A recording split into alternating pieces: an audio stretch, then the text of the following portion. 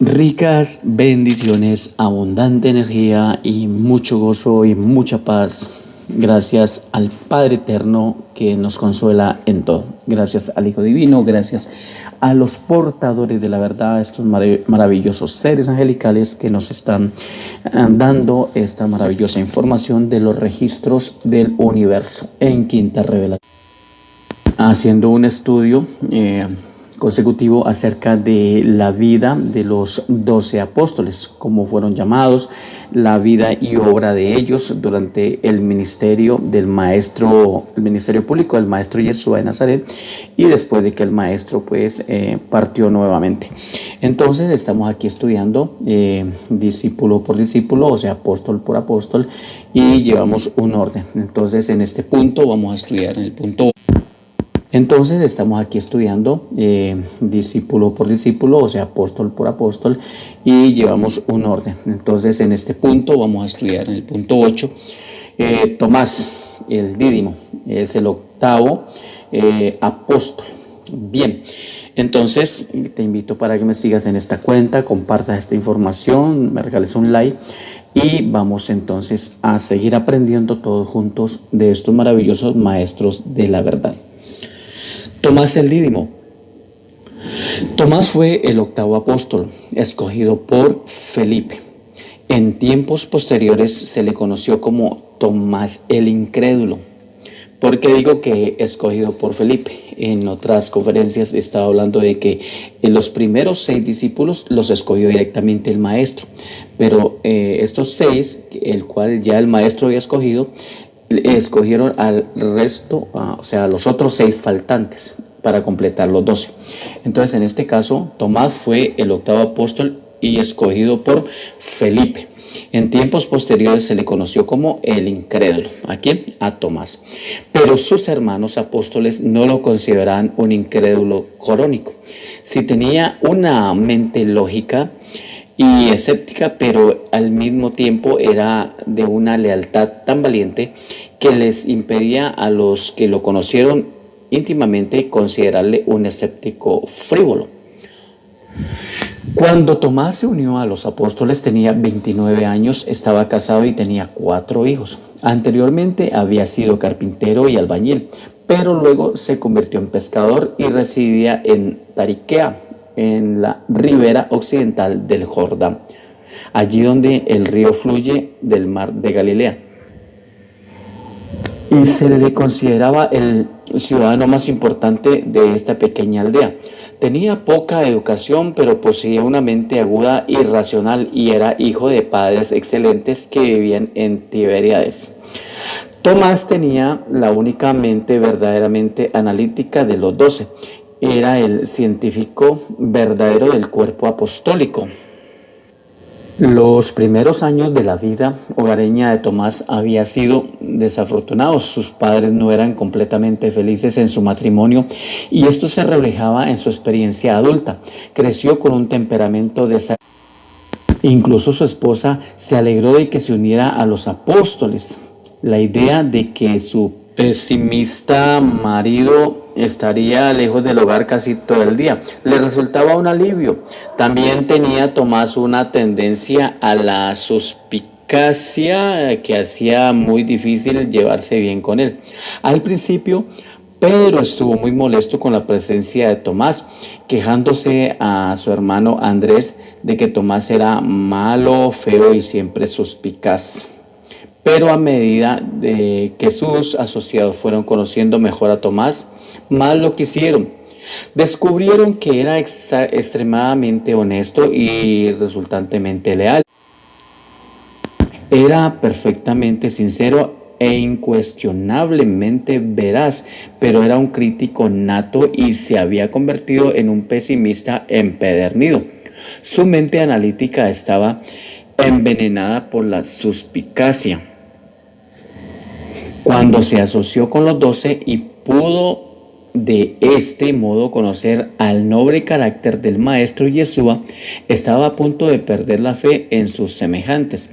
Esta asociación con el maestro comenzó a transformar inmediatamente su disposición de ánimo. Es que el maestro, cuando llega a uno de verdad, lo transforma. de mil maneras, efectuando grandes cambios en su forma de reaccionar mentalmente con su...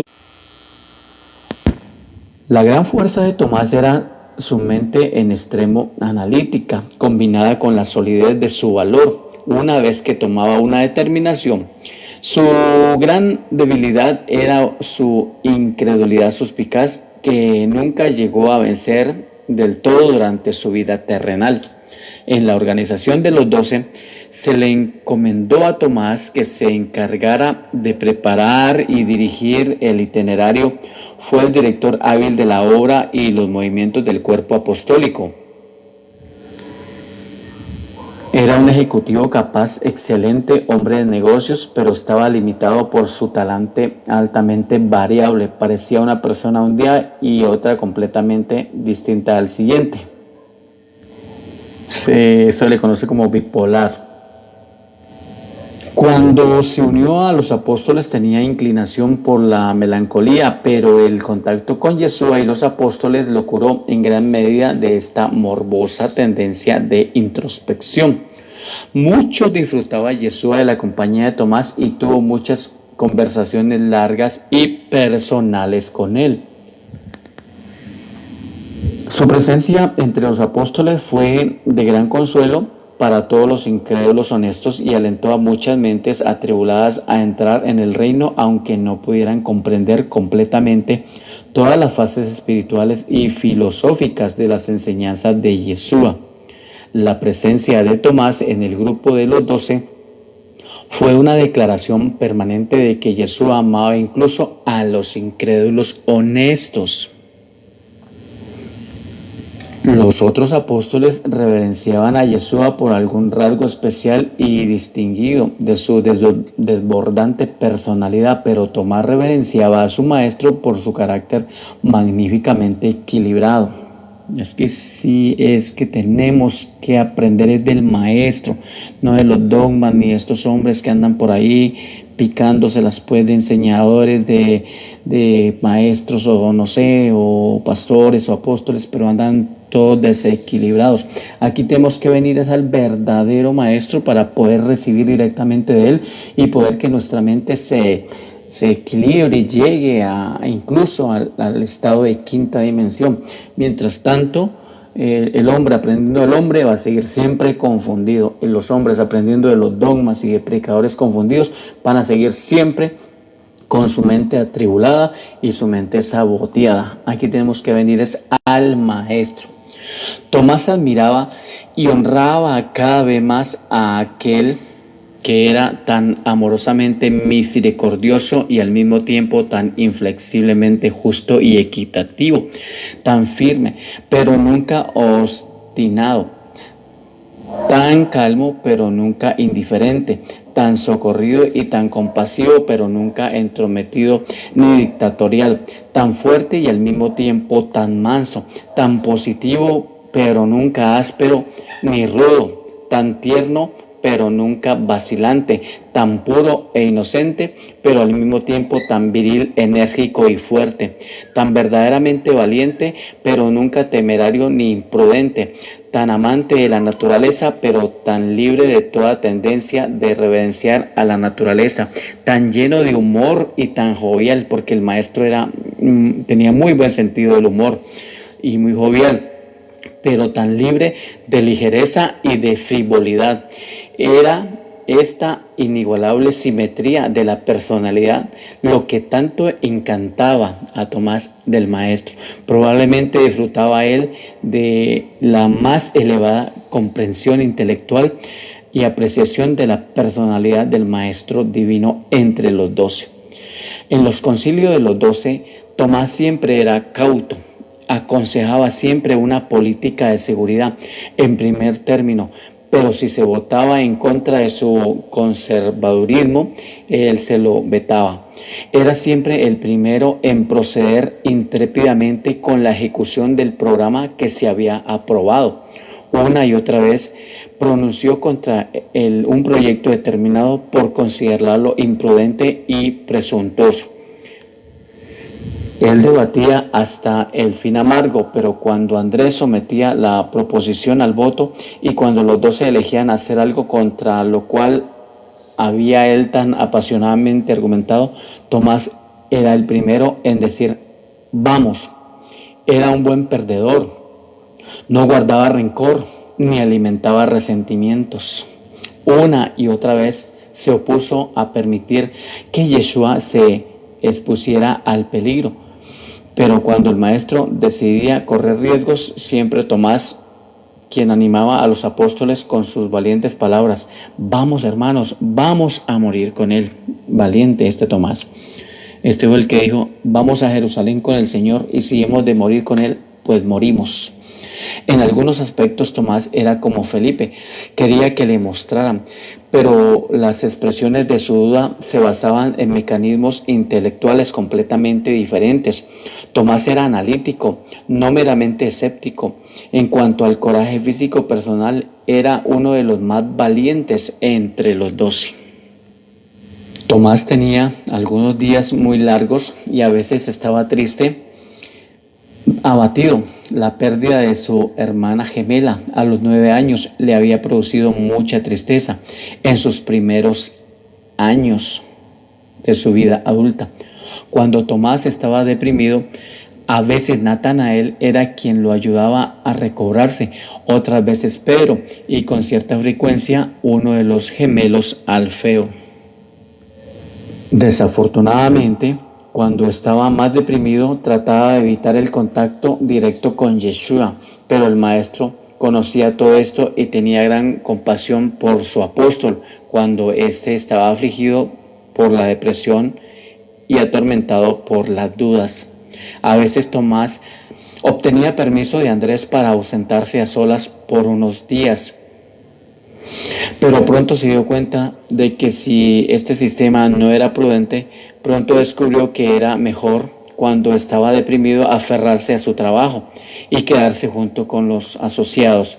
Pero a pesar de lo que ocurría en su vida emocional, siempre era un apóstol. Cuando llegaba el momento de proceder, siempre era Tomás el que decía, vamos, vamos. Tomás es el gran ejemplo de un ser humano que tiene dudas, las encara y las vence.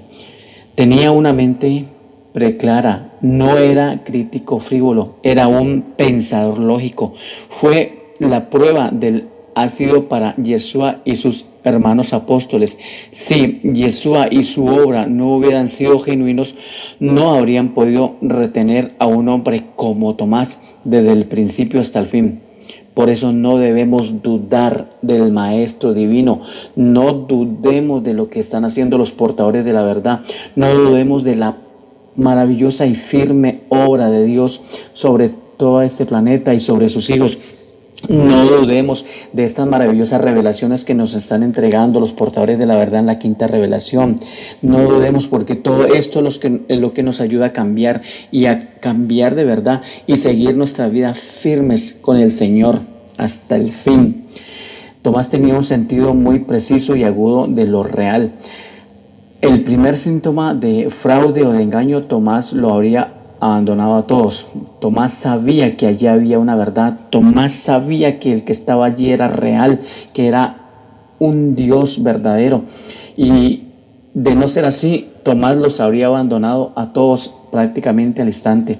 Pero este hombre tenía entendimiento. Es posible que los científicos no comprendan plenamente a Yeshua y su obra en la tierra, y muchos aquí, pero vivió y laboró con el Maestro y sus asociados humanos, un hombre cuya mente era la de un verdadero científico, Tomás el Dídimo, y él creyó en Yeshua de Nazaret. Él creyó, aunque le llamen el incrédulo, pero él sí creyó. Tomás pasó momentos difíciles durante los días del juicio y de la crucifixión. Estuvo sumido en la más profunda desesperación por un tiempo, pero recobró su coraje. Se quedó con los apóstoles y estaba presente con ellos para dar bienvenida a Yeshua en el mar de Galilea. Sucumbió por un tiempo a la depresión de la incredulidad, pero finalmente supo recuperar su fe y su valor. Aconsejó sabiamente a los apóstoles después de Pentecostés, y cuando la persecución dispersó a los creyentes, fue a Chipre, a Creta, a la costa norafricana y a Sicilia, predicando la buena nueva del reino y bautizando a los creyentes. Y Tomás siguió predicando y bautizando hasta que fue arrestado por los agentes del gobierno romano y ejecutado en Malta. Solo unas pocas semanas antes de su muerte había comenzado a escribir sobre la vida y las enseñanzas del Maestro Yeshua. Qué importante el testimonio de este hombre llamado Tomás, el apóstol. Así que seguimos aprendiendo, vamos a estar allí atentos a las enseñanzas para que recibamos verdaderamente buena información.